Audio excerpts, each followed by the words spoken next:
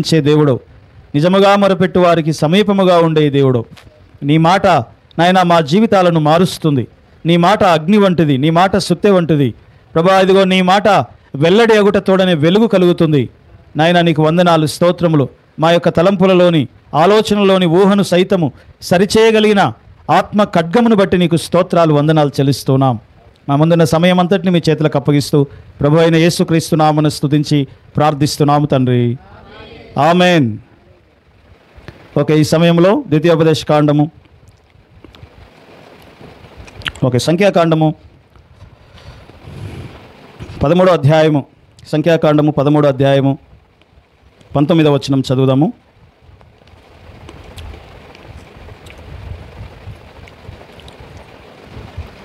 వారు నివసించు భూమి ఎట్టిదో అది మంచిదో చెడ్డదో, వారు నివసించు పట్టణములు ఎట్టివో, వారు గుడారములలో నివసించుదురో కోటలలో నివసించుదురో, ఆ భూమి సారమైనదో నిస్సారమైనదో, దానిలో చెట్లున్నవో లేవో కనిపెట్టవలను. మరియు మీరు ఆ దేశపు పండ్లలో కొన్ని తీసుకొని రండని చెప్పాను. అది ద్రాక్షల ప్రథమ పక్వ కాలము. దేవునికి మహిమ.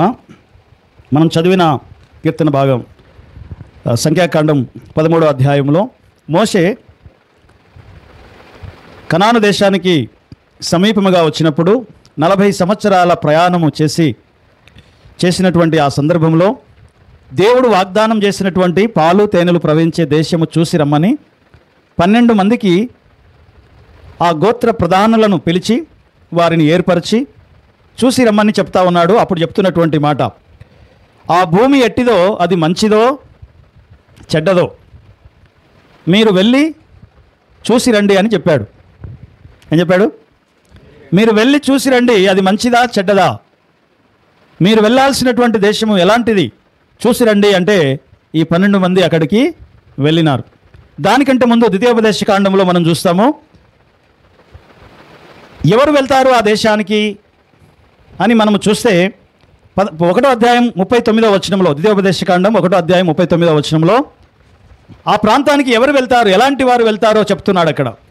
ఆ దినమున మంచి చెడ్డలను ఎరుగని నీ కుమారులు అనగా అపహరింపబడుదురని మీరు చెప్పిన మీరు భయపడిన మీ పిల్లలు దానిలో ప్రవేశించెదరు.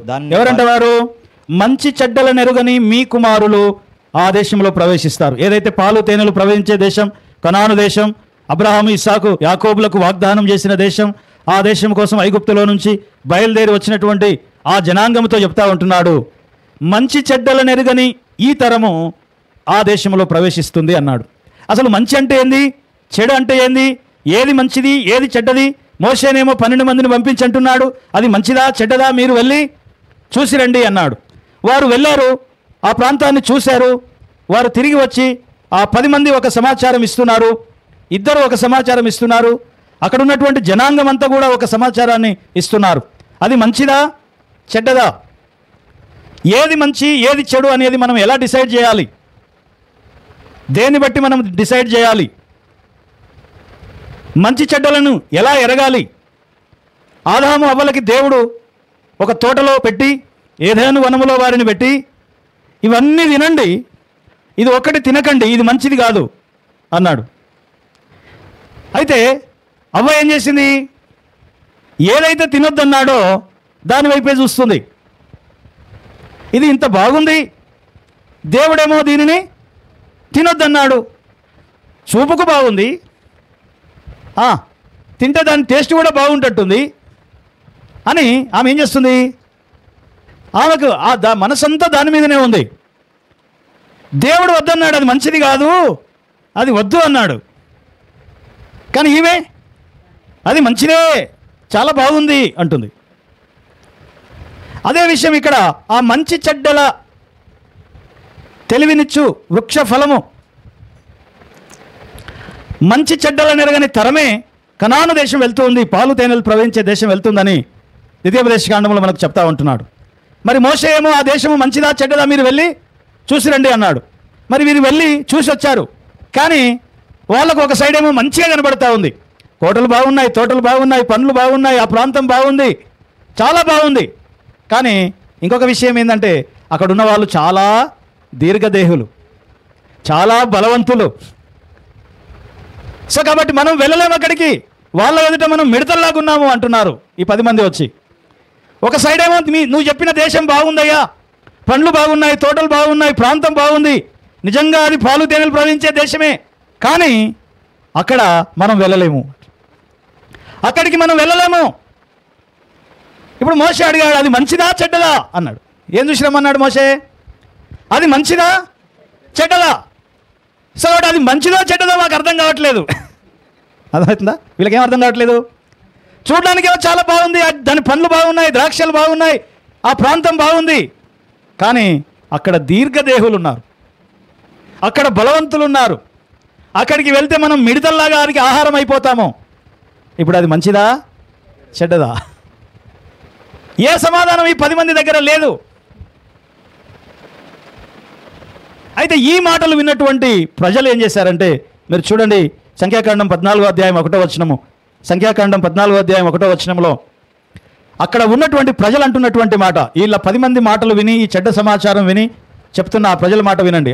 అప్పుడు ఆ సర్వ సమాజము ఎలుగెత్తి కేకలు వేసెను. ప్రజలు ఆ రాత్రి ఎలుగెత్తి ఏడ్చిరి. మరియు ఇశ్రాయేలులందరూ మోషే అహరోనుల పైన సనుగుకొనిరి. ఆ సర్వ సమాజము అయ్యో మేమేలా చావలేదు, ఐగుప్తులో మేమేలా చావలేదు, ఈ అరణ్యమందు మేమేలా చావలేదు, మేము కత్తివాత చేత పడునట్లు యెహోవా మమ్మను ఈ దేశంలోనికి ఎందుకు తీసుకొని వచ్చాడు? మా భార్యలు మా పిల్లలు కొల్లబోదురు, తిరిగి ఐగుప్తుకు వెళ్ళుట మాకు మేలు కాదా? మంచిది, మేలు అంటున్నా. ఏది మంచిదంట వీళ్ళకి? ఏది మంచిదంట? దేవుడు చూపించిన దేశమేమో వీళ్ళకి మంచిగా కనబడతలేదు. మళ్ళీ ఏ దాస్యం అయితే, ఎక్కడైతే కఠిన దాసత్వం చేశారో అదే ఐగుప్తు గురించి మాట్లాడుతూ ఉన్నారు. ఏమని? మేము ఐగుప్తే మంచిది, మేము ఐగుప్తుకే వెళ్తాము అంటున్నారు ప్రజలు. ఈ 10 మంది ఏమో చూసొచ్చారు, కానీ వాళ్ళు కన్ఫ్యూజన్లో ఉన్నారు. అది మంచిగా ఉంది, అక్కడనేమో చాలా బలవంతులు ఉన్నారు, అది మంచిదో చెడ్డదో అర్థం కావట్లేదు, మేము వాళ్ళకి ఆహారం అయిపోతట్టున్నాం అని చెప్పేమో 10 మంది చెప్తా ఉన్నారు. ఈ 10 మంది దృష్టిలో మంచిదో చెడ్డదో అర్థం కావట్లేదు, ప్రజల దృష్టిలోనేమో ఐగుప్తే మంచిది అంటున్నారు. ఇంకా 2 వెళ్ళారుగా, ఈ 12 మంది వెళ్ళారుగా, ఆ 2 ఏం చెప్తున్నారో చూద్దాం మనం అక్కడ. అదే సంఖ్యాకాండము 14వ అధ్యాయం 6వ వచనం.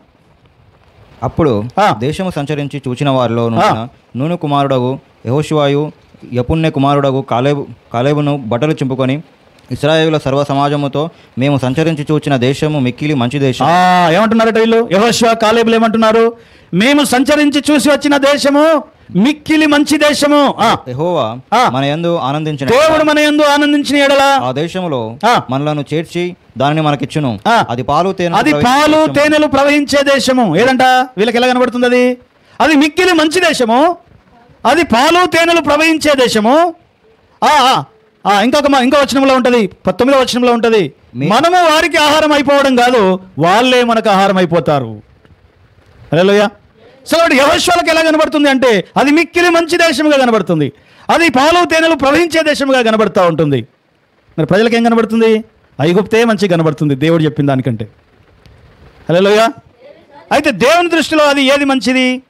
దేవుడు ఏమంటున్నాడు ఇక్కడ అని మనం చూస్తే నిర్గమాకాండం 3వ అధ్యాయం 8వ వచనం. నిర్గమాకాండం 3వ అధ్యాయం 8వ వచనం. కాబట్టి ఐగుప్తీయుల చేతిలో నుండి వారిని విడిపించుటకును ఆ దేశంలో నుండి విశాలమైన మంచి దేశమునకు, అనగా కనానీయులకు, హిత్తీయులకు, అమోరీయులకు, పెరిజ్జీయులకు, హివ్వీయులకు, యోబుసీయులకు నివాస స్థానమైన పాలు తేనెలు ప్రవహించు దేశమునకు వారిని నడిపించు. కాబట్టి విశాలమైన మంచి దేశము దేవుని దృష్టిలో.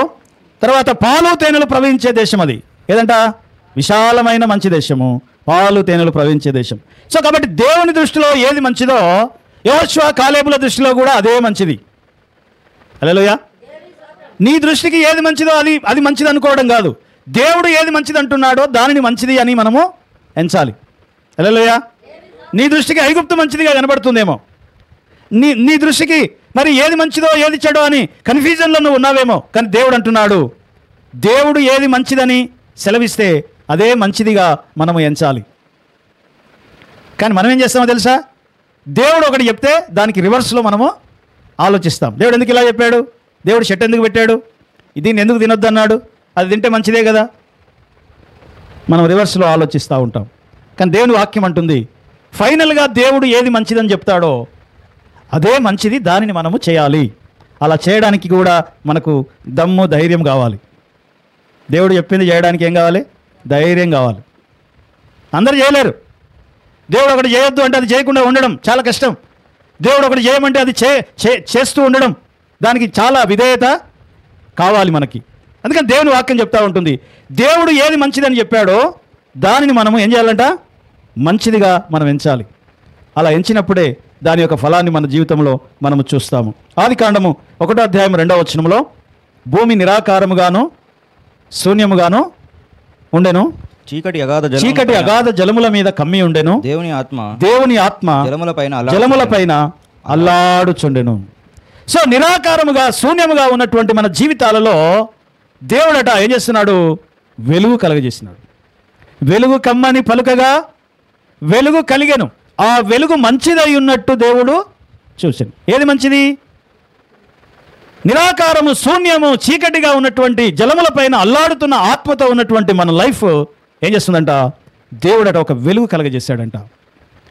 ఆ వెలుగు ఏంటి అంటే, దావీదు, భక్తుడైన దావీదు అంటాడు కదా, నీ వాక్యము నా పాదములకు దీపము, నా త్రోవకు వెలుగు. ఏ వెలుగట? వాక్యము వెలుగై ఉన్నది. ఆ వాక్యము వెలుగు దగ్గరికి మనం వచ్చినప్పుడు నిరాకారముగా శూన్యముగా ఉన్నటువంటి మన జీవితాలు వెలుగుమయమై ఉంటాయి. అందుకని ఆ వెలుగు దగ్గరికి మనము రావాలంట. దేవుని వాక్యము మనకు వెలుగిస్తుంది. దేవుని వాక్యం ఏమిస్తుంది? మనకు వెలుగిస్తుంది. వెలుగు మంచిది అని దేవుడు చెప్తున్నాడు. నువ్వు వచ్చి చీకటి మంచిది అంటే నేనేం చేసేది? ఇంకా హల్లెలూయా. దేవుడు ఏమంటున్నాడంటే వెలుగే మంచిది అంటే, వెలుగే ఎందుకు మంచిది? చీకటి ఎందుకు మంచిది కాదు? చీకటి ఎందుకు మంచిది కాదంటే, చీకటిలో అంతా నిరాకారముగా ఉంటుంది, శూన్యముగా ఉంటుంది. ఎలా ఉంటుంది? ఒక ఆకారం లేని లైఫ్, ఒక ఆకారం లేని జీవితాన్ని చీకటిలో ఉంటుంది. చీకటి పనులు చేసేవారి జీవితాల్లో ఉంటుంది, చీకటి కార్యాలు చేసేవారి జీవితాల్లో ఉంటుంది. ఎందుకు జాగ్రత్తగా ఉండాలి, జాగ్రత్తగా ఉండాలి, జీవితాన్ని జాగ్రత్తగా కట్టుకోవాలని ఎందుకు చెప్తారో తెలుసా? ఒక టైం వస్తే నువ్వు నిరాకారముగా మారిపోతావేమో అని భయం, నీవు శూన్యముగా ఏమీ లేని స్థితిలో నీవు ఉండిపోతావేమో అని భయం, నీవు అంధకారంలో చీకట్లో ఉండిపోతావేమో అని భయం. కాబట్టి జాగ్రత్త చెప్తూ ఉంటారు. హల్లెలూయా. సో కాబట్టి మనము వెలుగు సంబంధులం, మనం వెలుగులో నివసించాలి. ఎందుకంటే వెలుగు మంచిది అని దేవుడు చూచెను. ఏది మంచిదట? ఏది మంచిది చెప్పండి? వెలుగు మంచిది, నీతి మంచిది, భక్తి మంచిది, విశ్వాసం మంచిది, నీ నీతి నడవడిక మంచిది. అడ్డగోలుగా నడుచుకోవడం మంచిది కాదు, చెడుగా నడుచుకోవడం మంచిది కాదు, పాపంతో నడుచుకోవడం మంచిది కాదు, అవిశ్వాసంతో నడుచుకోవడం మంచిది కాదు. దేవుడు చెప్తున్నాడు నువ్వు వెలుగులో ఉన్నట్లుగా ఉండాలి అంటున్నాడు. ఎక్కడున్నట్టు? సో కాబట్టి దేవుడు ఏది మంచిదంటే అదే మంచిది. నీకు ఏది మంచిది అనిపిస్తే దాని ప్రకారం వెళ్ళటం మంచిది కాదు, నీకు ఏది మంచిది అనిపిస్తే దాన్ని అనుసరించడం మంచిది కాదు. దేవుడు ఏది మంచిదని చెప్పాడో దానిని మనము ఏం చేయాలంట? అనుసరించాలి. ఆయన వాక్యము వెల్లడి అగుట తోడనే ఏం కలుగుతుంది? వెలుగు కలుగును అంటాడు. సో కాబట్టి దేవుని వాక్యము వెలుగై ఉన్నది. దేవుని వాక్యమును అనుసరించిన జీవితమే మంచిది. నువ్వు అనుసరించే భక్తి కానీ, నువ్వు చేసే మంచి పనులు కానీ, నువ్వు చేసే నీతి క్రియలు కానీ అది దేవుని వాక్యాన్ని అనుసరించి ఉండాలి. దేవుని వాక్యము చొప్పున భక్తిపరుడు అయి ఉండాలి, దేవుని వాక్యము చొప్పున నీతిమంతుడు అయి ఉండాలి, దేవుని వాక్యము చొప్పున 10 మంది చేత మంచి సాక్ష్యాన్ని పొందాలి. దేన్ని బట్టి? దేవుని వాక్యమును అనుసరించి. అపోస్తల కార్యములు 22వ అధ్యాయం 12వ వచనం, అక్కడ ఒక భక్తిపరుడు మనకు కనబడతా ఉంటున్నాడు. అపోస్తల కార్యములు 22వ అధ్యాయం 12వ వచనం. అంతటా ధర్మశాస్త్రము చొప్పున భక్తిపరుడును అక్కడ కాపురమున్న యూదులందరి చేత మంచి పేరు పొందినవాడైన అననీయ. అననీయ ఎవరి? అననీయ. ఈ అననీయ ఎవరంట? భక్తిపరుడు. ఈ అననీయ ఎవరంట? ప్రజలందరి చేత మంచి పేరు పొందినవాడు. ఈ అననీయ ఎవరు అంటే ఇతని భక్తి, ఇతని యొక్క మంచి పేరు దేన్ని బట్టి ఉందంట? ధర్మశాస్త్రము చొప్పున. ఆ మాట చాలా మెయిన్ అనమాట. అంటే దేవుని వాక్యము చొప్పున అతడు భక్తిపరుడు అయి ఉన్నాడు, దేవుని వాక్యము చొప్పున అతడు మంచి పేరు పొంది ఉన్నాడు. కాబట్టి నీ భక్తి, నీ మంచి పేరు, నీ విశ్వాసము దేన్ని బట్టి ఉండాలి? దేవుని వాక్యానుసారంగా ఉండాలి. నాకు మంచిది అనిపించింది నేను చేశాను కాదు, అది దేవుని వాక్యానుసారమా? అది దేవుని వాక్యానుసారం అయితే నీ భక్తి అవుతుంది. అది దేవుని వాక్యానుసారం అయితే నీ నీతి నీతి అవుతుంది. అది దేవుని వాక్యానుసారము కాకపోతే నువ్వు నీతిగా ఉన్నా భక్తిగా ఉన్నా అది భక్తి కాదు, అది నీతి కాదు. అందుకనే ధర్మశాస్త్రము చొప్పున, దేవుని వాక్యము చొప్పున అతడు భక్తిపరుడై ఉన్నాడు. దేవుని వాక్యము చొప్పున అతడు మంచి పేరు పొంది ఉన్నాడు. సో కాబట్టి నీకు ఏది మంచిది అనిపిస్తే అది చేసుకుంటూ పోవడం మంచిది కాదు. దేవుడు ఏది మంచిదని చెప్పాడో దానిని అనుసరించడమే మన జీవితంలో మంచిది. అది గమనించాలి. సామెతల గ్రంథం 6వ అధ్యాయం 23వ వచనం. సామెతల గ్రంథం 6:23. ఆజ్ఞ దీపముగాను ఉపదేశము వెలుగుగాను ఉండును. ఆజ్ఞ ఏంటిదంట? ఆజ్ఞ ఏంటిది? దేవుడు ఒక ఆజ్ఞ ఇచ్చాడు అనుకో, ఆజ్ఞ ఏంటిదంట? అది ఒక దీపం లాగా వెలిగిస్తుంది మనకి. ఉపదేశం ఏంటిది? అది వెలుగు. ఉపదేశం వచ్చినప్పుడు నీ జీవితంలోనికి వెలుగు వస్తుంది. కాబట్టి దేవుడు వెలుగు మంచిదై ఉన్నట్టు చూచెను. ఆ వెలుగు ఏ వెలుగు అంటే దేవుని వాక్యపు వెలుగు, దేవుని ఉపదేశపు వెలుగు. దేవుని ఉపదేశాన్ని, దేవుని వాక్యాన్ని ఎవరైతే వారి జీవితంలో తీసుకుంటారో, అనుసరిస్తారో వారి జీవితంలో వెలుగు నిండి ఉంటుంది. అది మంచిది, అది దేవుని దృష్టికి మంచిది. దేవుని దృష్టికి ఏది మంచిదో దానిని మనము ఏం చేయాలంట? అనుసరించాలి. రోమీయులకు రాసిన పత్రిక 12వ అధ్యాయము 2వ వచనం. రోమీయులకు రాసిన పత్రిక 12వ అధ్యాయం 2వ వచనం. మీరు ఈ లోక మర్యాదను అనుసరింపక ఉత్తమమును అనుకూలమును సంపూర్ణమై ఉన్న దేవుని చిత్తమేదో పరీక్షించి తెలుసుకొనున్నట్లు మీ మనస్సు మారి నూతన మగుట వలన రూపాంతరము చెందుడి అంటున్నాడు. ఏమన్నట? ఏది ఉత్తమమో, ఏది అనుకూలమో, ఏది దేవుని చిత్తమో, ఏది దేవుడు మంచిదన్నాడో దానిని అనుసరించడానికి నువ్వు రూపాంతరము చెందుతూ ఉండాలి. ఏం చేయాలంటే మనం దేవుని చిత్తం ఏదైందో దానిని అనుసరించడానికి మనం రూపాంతరం చెందాలి. అలా అనుసరించడానికి ఎవరైతే తమను తాము సిద్ధపరచుకుంటారో వారు ఎలాంటి వారంటే సజీవ యాగముగా తమను తాము అర్పించుకున్న ఒక బలియాగముతో సమానం అన్నమాట. హల్లెలూయా. ఎలాగంట? మీ శరీరములను సజీవ యాగముగా సమర్పించుకొనుడి. దేని కొరకు? ఏది ఉత్తమమో, ఏది అనుకూలమో, ఏది దేవుని చిత్తమో, ఏది దేవుడు మంచిదన్నాడో దానిని అనుసరించడానికి నిన్ను నీవు త్యజించుకొని వెళ్ళాలి. ఏందయ్య గారు, ఏదో భక్తి చేయమంటే చేస్తాం కానీ మరి ఇంత కష్టమైతే కష్టమయ్యా. ఏమండి, మనకి ఏది మంచిది అనిపిస్తే దాన్ని అనుసరిస్తూ వెళ్ళిపోతాం. నాకు మంచిది అనిపించింది అయ్యా నేను వెళ్ళిపోతున్నాను. నీకు మంచిది అనిపించింది దాన్ని బట్టి పోవడం కాదు, దేవునికి ఏది మంచిది అనిపిస్తుందో దాన్ని బట్టి మనము ఏం చేయాలంట? వెళ్ళాలి. దాన్ని మనము అనుసరించాలి. కాబట్టి ఈ భూమి మీద దేవుడు దేనిని మంచిది అంటున్నాడు అంటే, ఒకటి వెలుగు మంచిది అంటున్నాడు. ఏంటంట? వెలుగు మంచిది. రెండోది చూడండి, ఆదికాండం 1వ అధ్యాయం 10వ వచనం. 1వ అధ్యాయం 10వ వచనం ఆదికాండం. దేవుడు ఏదేది మంచిది అంటున్నాడో మనం చూస్తాం. దేవుడు ఆరిన నేలకు భూమి అను పేరు పెట్టెను, జలరాశికి ఆయన సముద్రములని పేరు పెట్టెను. అది మంచిదని దేవుడు చూశాను. ఏది మంచిదంట? ఆరిన నేల. ఆరిన నేల దేవుని దృష్టికి మంచిది. ఆరిన నేల మనకి ఎక్కడెక్కడ కనబడుతుంది బైబిల్లో?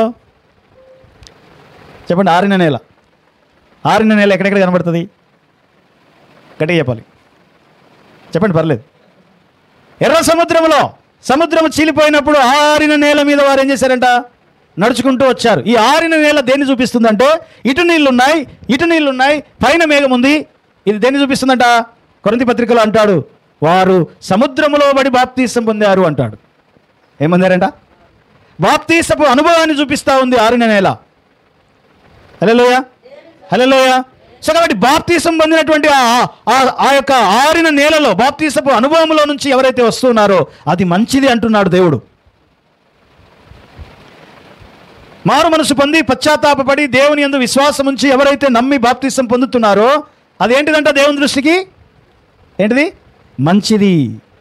సో కాబట్టి దేవుని దృష్టికి మంచిది కాబట్టి ఇంకా ఎవరైనా అలా చేయకపోతే ఇప్పుడు ఏం చేయాలంట? ఆయన యందు విశ్వాసం ఉంచి మారు మనసు పొంది పశ్చాత్తాపపడి ఏం చేయాలి? ఆ ఆరిన నేల అనుభవంలోనికి, బాప్తిస్మ అనుభవంలోనికి రావాలి. ఎందుకంటే అది దేవుని దృష్టికి మంచిది కాబట్టి. ఇంకో విషయం చూడండి, అదే ఆదికాండం 1వ అధ్యాయం 14వ వచనం. ఆదికాండం 1వ అధ్యాయం 14వ వచనం. దేవుడు పగటిని రాత్రిని వేరుపరచునట్లు ఆకాశ విశాలమందు జ్యోతులు కలుగును కాక అనియు అవి సూచనలను కాలములను దిన సంవత్సరములను సూచించుటకై ఉండుగాక అనియు భూమి మీద వెలుగుచ్చుటకు అవి ఆకాశ విశాలమందు జ్యోతులై ఉండుగాక అనియు పలికెను. ఆ ప్రకారం ఆయను. దేవుడు ఆ రెండు గొప్ప జ్యోతులను అనగా పగటిని ఏలుటకు పెద్ద జ్యోతిని, రాత్రిని ఏలుటకు చిన్న జ్యోతిని, నక్షత్రములను చేసెను. 18వ వచనం. పగటిని రాత్రిని ఏలుటకు వెలుగును చీకటిని వేరుపరచుటకు దేవుడు ఆకాశ విశాలమందు వాటిని ఉంచెను. అది మంచిదని దేవుడు చూచెను. ఏది మంచిదంట? ఆకాశ విశాలమందు జ్యోతులై ఉండుట దేవుని దృష్టికి మంచిది. దేవుడు మనల్ని ఎలా కోరుతున్నాడట? ఇవి దేనికోసం? అసలు ఆకాశంలో ఉన్నటువంటి ఈ జ్యోతులు, సూర్యుడు, చంద్రుడు, ఇవి ఏటిని చూపిస్తూ ఉన్నాయి? దేనికోసం పెట్టాడంట వాటిని? దేనికోసం అంట? సూచనలను, దిన సంవత్సరములను, కాలములను తెలియజేయడం కోసం అవి ఉన్నాయి. ఇప్పుడంటే మనకు గడియారాలు ఉన్నాయి, వాచ్లు ఉన్నాయి, సెల్ ఫోన్లు వచ్చినాయి. టైం టక్కున తెలిసిపోతుంది. కానీ ఒకప్పుడు టైం తెలవాలంటే ఏం చూసేవారు? మన పెద్దలు, మన పితరులు ఏం చూసేవారు? రాత్రి అయితేనేమో ఆకాశ నక్షత్రాలను చూసేవారు. మనం ఏ టైంలో ఉన్నాం, ఏ టైం అయింది, మధ్యరాత్రి అయిందా, తెల్లారుతుందా, ఆ నక్షత్రాలను చూసి టైం చెప్పేవారు. మూట కొట్టే టైం అయిందా, కోడి కూసే టైం అయిందా చెప్పేవారు. తెల్లవారులైతే పొద్దు వంగిందా, పొద్దు నిలబడ్డదా, మధ్యలో ఉందా, దాన్ని బట్టి టైం చెప్పేవారు. సో కాబట్టి కాలములు, దినములు, సంవత్సరాలను తెలియజేయడానికి దేవుడు ఆకాశంలో సూర్యుని, చంద్రుని, ఆయన నక్షత్రాలను ఆయన పెట్టి ఉన్నాడు. సో కాబట్టి ఇశ్రాయేలీలట ఈ ప్రపంచానికి ఒక గడియారంలాగా ఉన్నారు. ఎలా ఉన్నారు? గడియారంలాగా. ప్రపంచంలో ఏం జరుగుతుందో నీకు అర్థం కావాలంటే నువ్వు ఇశ్రాయేల్ వైపు చూడాలంటాడు. యేసయ్య కూడా అదే అంటాడు. మత్తయి సువార్త 24వ అధ్యాయంలో అంత్యదినములు ఎప్పుడు ప్రభువా అని శిష్యులు అడిగినప్పుడు యేసయ్య చెప్తా ఉంటాడు, అంజూరపు చెట్టును చూసి మీరు తెలుసుకొనుడి అంటాడు. 32వ వచనం 24వ అధ్యాయము. హల్లెలూయా.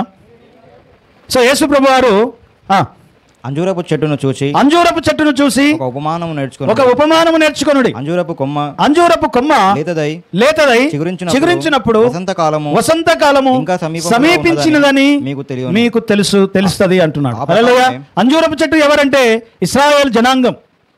ఆ అంజూరపు చెట్టు చిగురించుట అంటే దానికి స్వాతంత్రం వచ్చి వారు వర్ధిల్లుతూ ఎస్టాబ్లిష్ అవుతూ వారు బాగుపడుతున్నప్పుడు, అభివృద్ధి చెందుతున్నప్పుడు అది చిగురిస్తున్నట్టు. హల్లెలూయా. హల్లెలూయా. సో కాబట్టి అది చిగురించినప్పుడు తెలుస్తుంది వసంతకాలం వస్తుంది అని. ఈ వసంతకాలంలో ఏం జరుగుతుందంట? పావురపు స్వరము వినబడుతుందంట. హల్లెలూయా. పక్షుల స్వరములు వినబడతాయి. ఎప్పుడంటే వసంతకాలంలో. సో కాబట్టి పావుర స్వరము దేన్ని చూపిస్తుంది అంటే పరిశుద్ధాత్మ స్వరాన్ని చూపిస్తూ ఉంటుంది. పరిశుద్ధాత్మ దేవుని కాలాన్ని చూపిస్తూ ఉంటుంది. ఎప్పుడైతే పావుర స్వరము వినబడుతూ ఉందో అప్పుడు దేవుని రాకడ సమీపమై ఉందని గుర్తుపట్టండి అంటున్నాడు. సో కాబట్టి వారు ఒక గడియారంలాగా ఉన్నారు ప్రపంచానికి. అందుకనే ప్రపంచమంతా కూడా ఏదన్నా జరగగానే యెరూషలేం వైపు చూస్తూ ఉన్నారు. ఇప్పుడు ఓ యుద్ధం జరుగుతుందా, యెరూషలేం వైపు చూస్తూ ఉన్నారు. ఏదైనా ఒక కొత్త టెక్నాలజీ వచ్చిందా, యెరూషలేం వైపు చూస్తూ ఉన్నారు. ఎందుకంటే ప్రపంచానికి వారు ఎలా ఉన్నారట?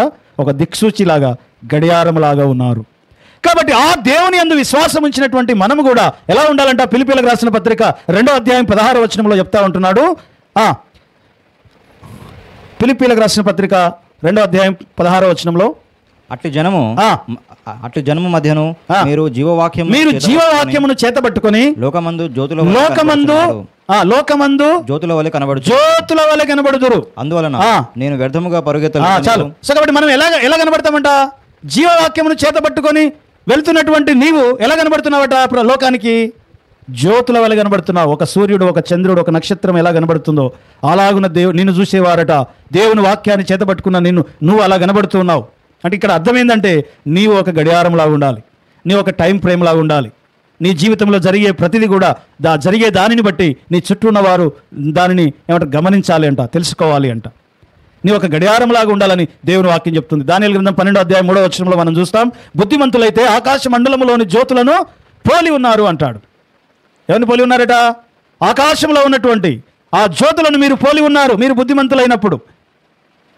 సో కాబట్టి మనము దేవుని అంటే మన చేతిలో ఉన్న దేవుని వాక్యమును బట్టి, లేకపోతే మనం బుద్ధిమంతులమైతే మనము ఈ లోకానికి ఎలా ఉంటామంట? జ్యోతుల వలె ఉంటాం.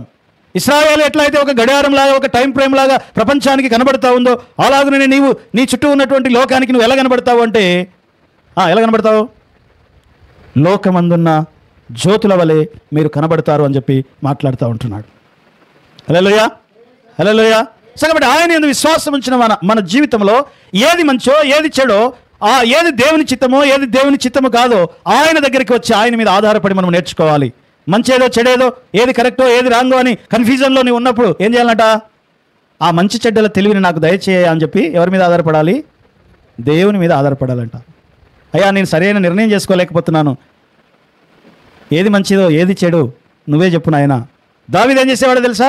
ఏదైనా ఒక యుద్ధం వచ్చిందనుకోండి, అసలు వెళ్ళాలా వద్దా అని కన్ఫ్యూజన్లో ఉన్నప్పుడు ఏం చేసేవాడు? దేవుని మందిరానికి వెళ్ళి యాజకుని దగ్గరికి వెళ్ళి ఏఫోదు ధరించి ఆ ఊరిము తుమ్మిముల ద్వారా దేవుడు ఏం చెప్తాడో అని యాజకుని అడిగి తెలుసుకొని ఆ ఊరిము తుమ్మిముల ద్వారా దేవుడు చెబితే అప్పుడు వెళ్ళమంటే వెళ్ళేవాడు, ఉండమంటే ఉండేవాడు, వెళ్ళొద్దు అంటే వెళ్ళకుండా ఉండేవాడు.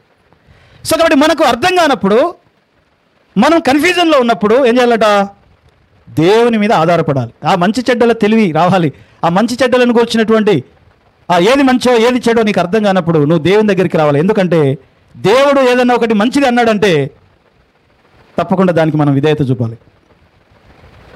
హల్లెలూయా.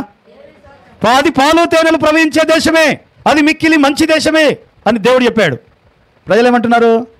లేదు మాకు ఐగుప్తే మంచిగా ఉంది, అది మాకు మంచిగా లేదు. నీకు ఏది మంచిది అనిపిస్తే అది మంచిదని వెళ్ళడం కాదు. దేవుడు ఏది మంచిదని చెప్పాడో దాని సైడ్ వెళ్ళాలి. దేవుని వాక్యము వెలుగు మంచిదన్నాడు, ఆ వాక్యపు వెలుగు దగ్గరికి మనం వెళ్ళాలి, అది మనకు మంచిది. హల్లెలూయా.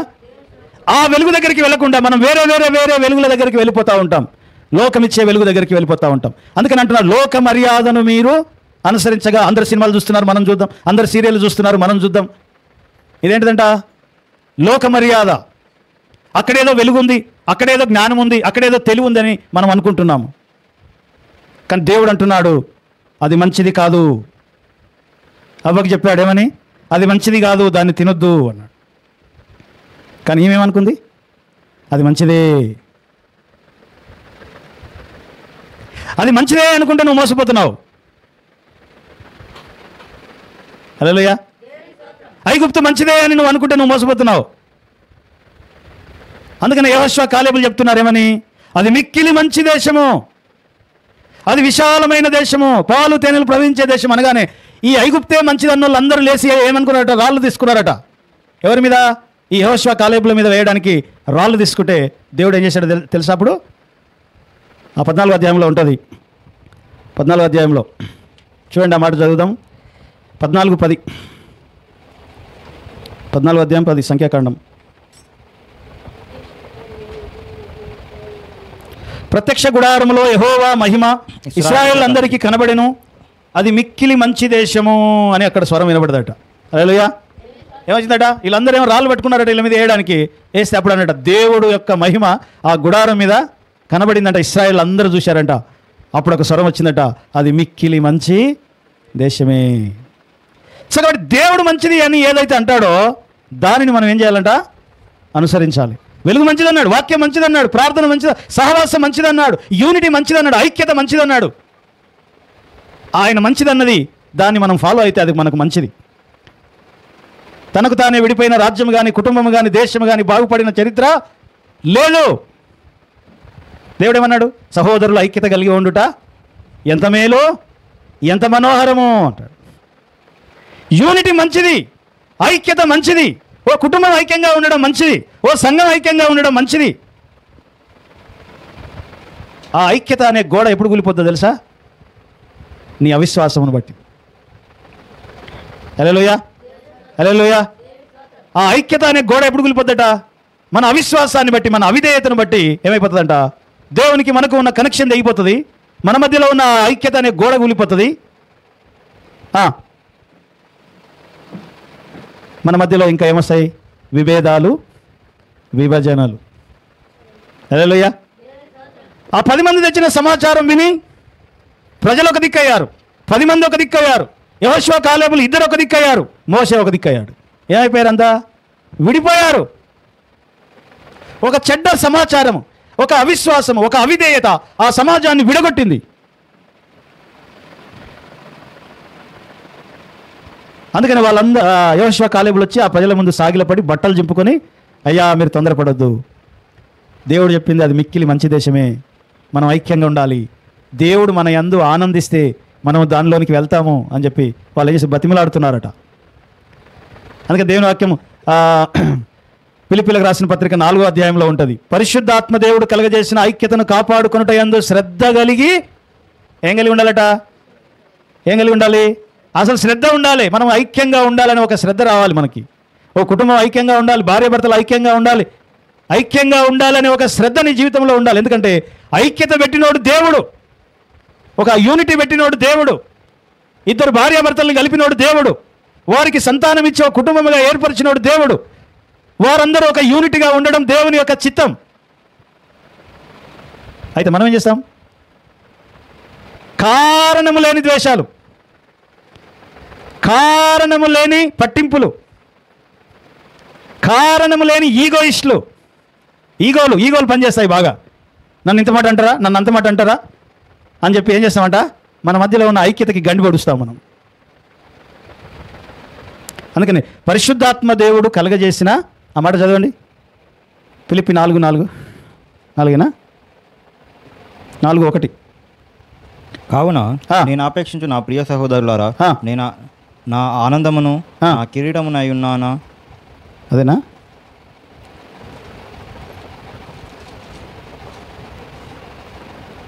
ఓకే.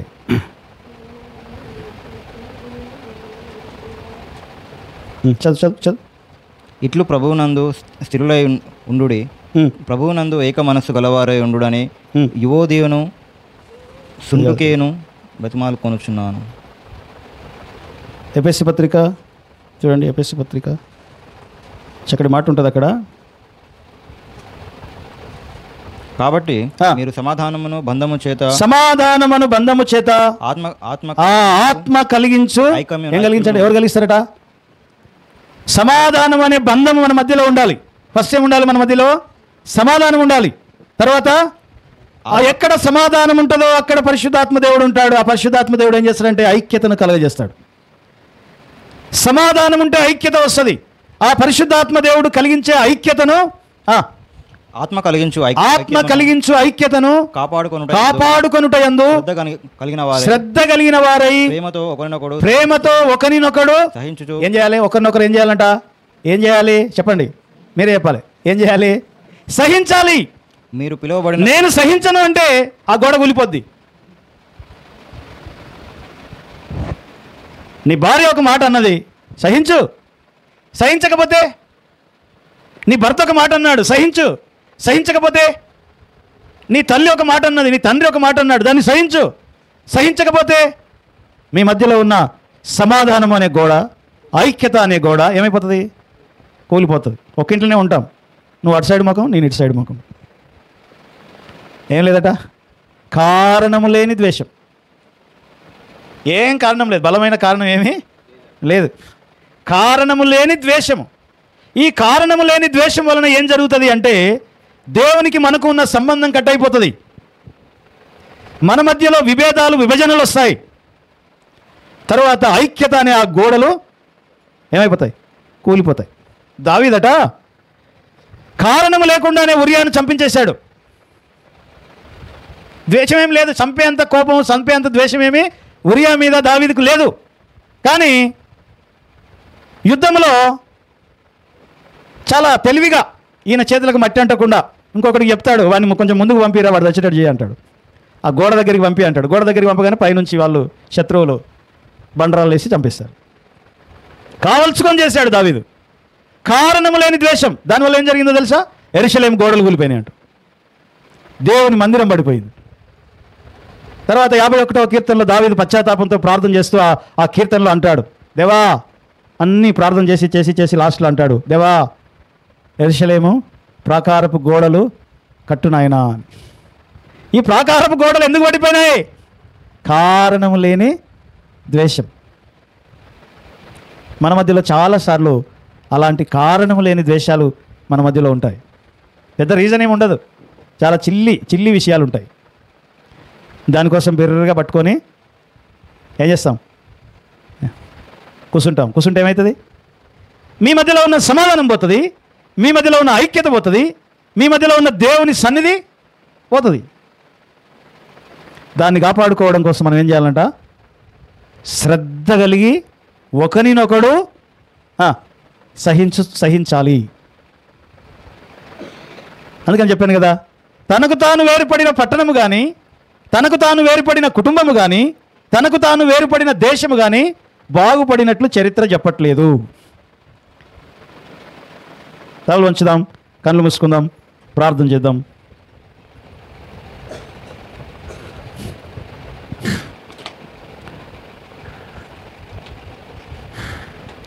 ఏది మంచో ఏది చెడో నాయనా, దాన్ని గ్రహించడానికి నీ మీదనే ఆధారపడమని నువ్వు సెలవిస్తూ ఉన్నావు. తండ్రి, నీకు వందనాలు చెల్లిస్తూ ఉన్నాం. మంచి చెడ్డలను ఎరగని ఆ తరము వారే పాలు తేనెలు ప్రవహించి ఆ కనానులో ప్రవేశిస్తారని నువ్వు సెలవిస్తున్నావు. అది మంచిదా చెడ్డదా అని మోషే చూసి రమ్మన్నప్పుడు అది మంచిదో చెడ్డదో అర్థం కాని కన్ఫ్యూజన్లో ఉన్నారు ఆ 10 మంది. ఆ చెడ్డ సమాచారం విన్న ప్రజలేమో ఐగుప్తే మంచిదంటున్నారు. కానీ యెహోషువ, కాలేబులు దేవుని దృష్టికి ఏది మంచిదో అదే మంచిది అని, మిక్కిలి మంచిది అని ప్రభువా వారు సెలవిస్తున్నారు. తండ్రి, చాలాసార్లు మేము మా దృష్టికి ఏది మంచిది అనిపిస్తే అది చేసుకుంటూ వెళ్ళిపోతూ ఉన్నాము. కానీ ప్రభువా, అది వాక్యానుసారమా, అది నీ లేఖనాల అనుసారంగా నేను చేస్తున్నానా అని చెప్పి మమ్మల్ని మేము సరి చేసుకోవడానికి మరొకసారి మీరు మాతో మాట్లాడినందుకు నీకు స్తోత్రములు చెల్లిస్తూ ఉంటున్నాము.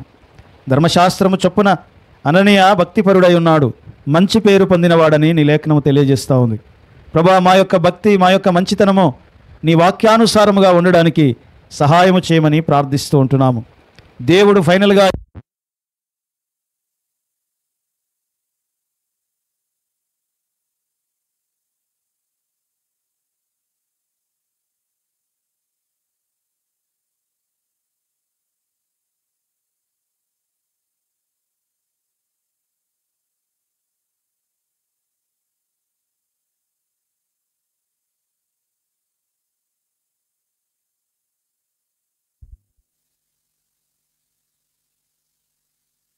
అంటున్నావు నాయన, నీవు ఏది మంచిదంటున్నావో దానిని చేయడానికి మమ్మల్ని మేము సమర్పించుకున్నటకు కృప దయచేయండి.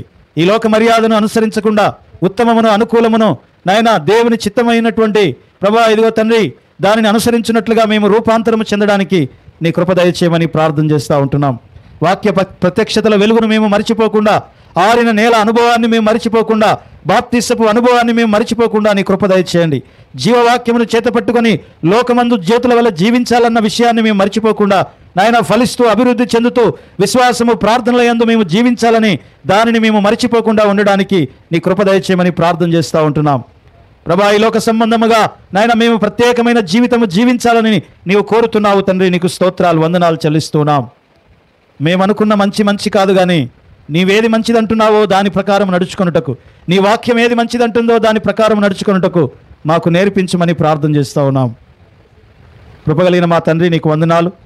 ఇక మా మధ్యలో మీ సన్నిధిని ఉంచారు, మీరు మాతో మాట్లాడినారు తండ్రి. ఈ మాటలు వినుచున్న ప్రతి బిడ్డను మీరు దీవించమని, ఆశీర్వదించమని ప్రభు అయిన యేసుక్రీస్తు నామమున స్తుతించి ప్రార్థిస్తున్నాము తండ్రి. ఆమేన్, ఆమేన్.